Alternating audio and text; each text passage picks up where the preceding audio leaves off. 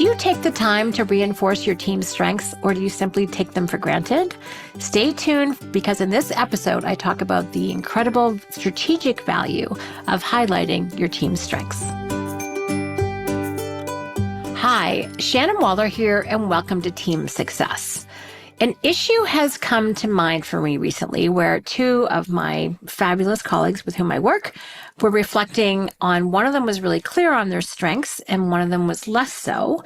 And one of them was saying, oh, that's because you, Shannon, are always telling me what I'm really great at and what you really appreciate. And we were kind of recognizing that that conversation makes a difference. So that's what I want to talk about today.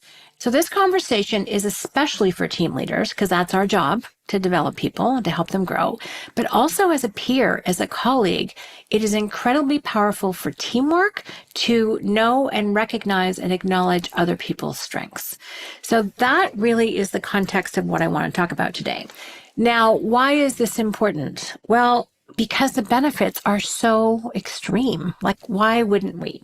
Now, I do think there are some mindsets that are really critical. I'll get to that in a moment to make you see that this is valuable. But I'm just going to point out some of the benefits that I see because I make a practice of it. It's a habit. It's not hard for me to do. It's kind of innate.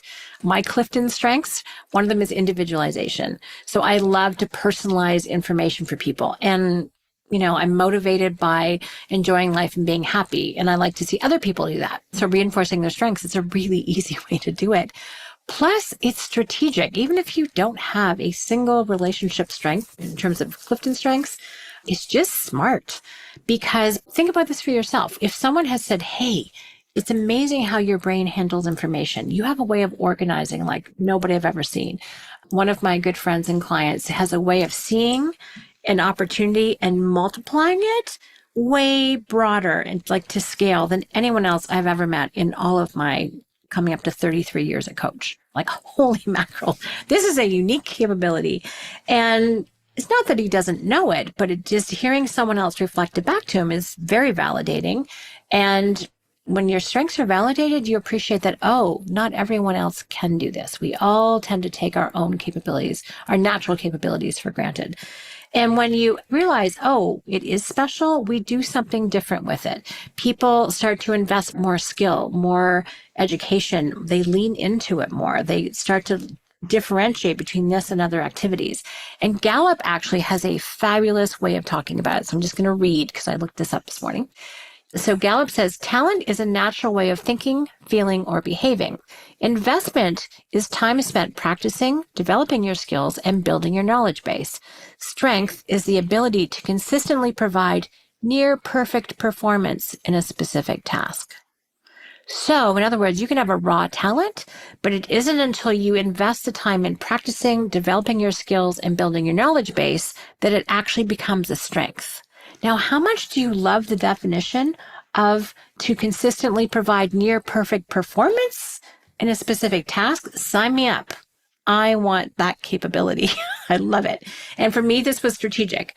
I've talked about this before, but I was like, oh, maximizer number one, strategic number two, really? And then I looked up and went, oh yeah, I work with strategic coach. I wonder how that happened. But I wasn't conscious of it. And once I did become conscious of it, I'm like, oh, strategies do naturally come to mind. I love maximizer strategies. I like ones that benefit people. I have 2 relationship strengths. So a lot of things click together. And once I leaned into it, it just took off. Now, I do not have other strengths. And if I invested time and effort into those, they would not turn into strengths. Anything further down than like number 12 or below, not so much. So the point is that when you're the mirror, when you reflect back to people what is really working for you that they're doing, they're like, oh, they can start to put more time, again, attention, they can apply more skill to it. They stop thinking that they need to be a generalist and realize, oh, I can really specialize in these particular things. And certainly with Strategic Coach's idea of unique ability, this is kind of an essential awareness. If you want to have uniqueness on your team, with people with whom you work, you have to, in my opinion, reinforce and validate what's working. What are they doing really, really well? Now, here's the other interesting thing. There's no way you can do this for someone else until you first do this for yourself.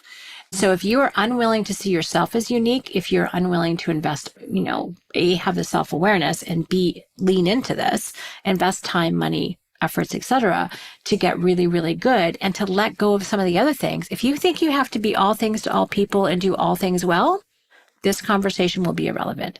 In fact, it will probably tick you off. Fair enough. Don't blame you. But if you realize that, actually, I was not put on the planet to be all things to all people and to be able to do all things, but actually to do a few things exceedingly well that create enormous value for other people in a way that other people don't find it easy. And this is a paradox with unique ability. Here's the weird thing. It feels so easy. It comes naturally to you. The thought process is, can everyone do this? And the answer is no. Hard no. They cannot. They will not. They can't. They won't. Whatever verb you want to use. That's not how it happens for them, right? They have other things that they're brilliant at. I don't know if it comes from the school system or parents or history or whatever, but we kind of want people to conform to being, our education system actually was designed to equip people to work well in factories. I use the word equip on purpose. It wasn't to support uniqueness. It was not to support creativity. But guess what our world needs now? In our networked, non-hierarchical way of working, creativity is all important. The ability to create relationships, the ability to make connections, the ability to be unique and to be able to connect with other people who are unique in different ways is now how the world works. And we need to be tuned into this. So please do this with your kids. Certainly do it with those with whom you work. And by the way, this goes all the way through the organization. So if you're business owner, entrepreneur, great. Please, please, please do this with your leadership team. Do this with any team member that you run into. Look for their talents. Dan Sullivan's a great model for this. If you're a team leader, do this for your team, obviously, and other people in the company. Also do this with your entrepreneur. They also need the feedback. They also appreciate having that validated. Say, hey, I really appreciate it when you do this. It really makes a difference. You do this faster and looks like more easily than anyone else on the team does.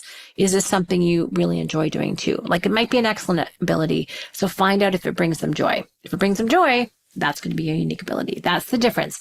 Excellent ability is having superior skill, but less passion. When you add passion, joy, never-ending energy, always seeing room to get better, always being fascinated and motivated, wanting to be a hero in this way to people, that, my friends, is unique ability. And the more we can reinforce this, the more we can have unique ability teamwork, which is my mission in life, is that we all get to do that. So I'm hoping that the why is making sense to you. But as I'm talking, it's very clear to me, kind of what I was referencing earlier, that there's a mindset that goes with this. You have to have the lens of unique ability. You have to have the lens of individuality and uniqueness and being willing and able to look for that in people.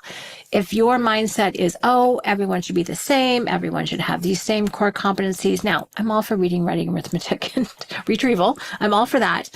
But beyond that, start looking for people's specialties. Start looking for where they just automatically go. There's so many stories in our company of people who kind of did something on the fly. And for example, Hamish, okay? Hamish is our brilliant cartoonist, Hamish McDonald, that is part of all the books, does some amazing, fun graphic cartoons to convey messages at Strategic Coach. We have a great one on strengths. This is really fun. We have a great one on gratitude and appreciation, which is really fun. I mean, we get to see Hamish's kind of posters around the office, which is so great. How did that happen? Well, there's a conversation that Dan and Hamish had. And a few days later, Hamish sent Dan a cartoon recap of that conversation. Dan was like, what? Before that, Hamish had been a graphic artist in our company. Independently, he was a writer, but he was a graphic artist. And so it was really interesting. Dan's like, this is just something you just sent me. Can you do more of this? These illustrations I'd like to have be part of the book series that I'm starting. And that was almost 10 years ago now. This is now Hamish's full-time job. How cool is that? He's a full-time cartoonist. Whoever thought that was even a job description? But it is at Strategic Coach. And it happened because he offered, he volunteered. How did I get to be Dan's main creative collaborator in terms of creating the content of the book? Because when the second book came out, they didn't have enough information. Our writer didn't have enough information. I'm like, well, I can interview Dan. Would that help? And she goes, yes. Well, that was book 2, and now we're on book 39. So there you go. And that has become a large part of my calendar, I can tell you. And I'm known for interviewing, which is kind of fun too. So it's those things that people do so naturally that can actually evolve into being their careers, but not if we don't reinforce it, not if we don't recognize it, not if we think that people all should be the same. So again, it goes back to mindset. Are you willing to see your own uniqueness and then, support other people's or not? So that's the thing to check before this conversation becomes relevant. Now, how do you take action? Number one, recognize that we're all a mirror for one another. When you reflect back what's working, so much of management leadership is about course corrections and how to fix people and how to get people up to adequate levels of whatever, or how to deal with team member problems or issues. That has a place, but that's not what I'm talking about. First of all, you're going to have a lot fewer problems if people are, what they're providing to your company is their strengths. Those people are self-managing. They don't need a lot of course corrections. Just saying, they need direction, but they don't need correction. Ooh, that's good. I'm going to use that again. So this is about, give someone who's really, really good at what they do, say, hey, here's the end result, and then go let them do it. If that's their unique ability, if that's the strength that you have reinforced, then absolutely they will do a phenomenal job. Then there's also some great tools at Strategic Coach that we use. One of them is the impact filter, available at strategiccoach.com. Download that. Brilliant communication tool. Great way to hand off the baton to let people know what success looks like. This is a key success factor. Gallup has also done studies on this, so make sure you do that. In the newest book that we're finishing, book 39, called Casting, Not Hiring, you'll be able to learn and download the tool called the 4x4. This is how people can focus on their performance of being alert, curious, responsive, and resourceful. The results that you're looking for in terms of being faster, easier, cheaper, and bigger, and results, how they can specifically be a hero to you this quarter with 4 projects. And probably the most important section, which I also find the most hysterical, is what drives me crazy. This is the third rail of the subway. This is, do not go here. Do not step on this. Bad things will happen. You could be fabulous in all the other areas, but if you do these 4 things, we will not enjoy working together anymore.